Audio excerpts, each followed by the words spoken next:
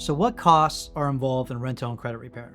And so if you're in a rent-to-own situation, the costs are going to be the rent. It's going to be the security deposit, right? It's going to be all the things that go into the rent-to-own deal, that seller carry, that lease purchase, whatever it ends up being that's best for your situation. But other costs that are going to go into rent-to-own, the financial costs are going to be you paying off past debt, open accounts, right? And you want to figure out which ones are the best to pay off over others, to be strategic.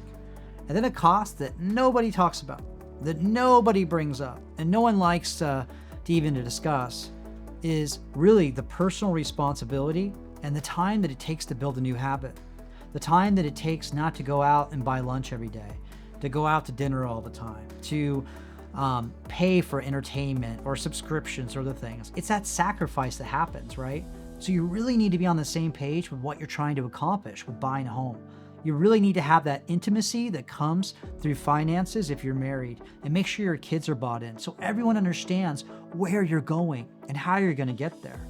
You really need to change what you do for fun, how you spend your time, but then you also need to realize you're a human being. And so if you go out to a movie once a month, or you go out to dinner once a month, or you figure out something that works for you, do that. Stick to it. Play the long game and understand that when you're putting in that type of hard work and strategically paying off like past debt to increase the credit score, not only is it going to help you buy a home, but it's going to create financial stability when you're in that home, and it's going to help you actually build real wealth for the future.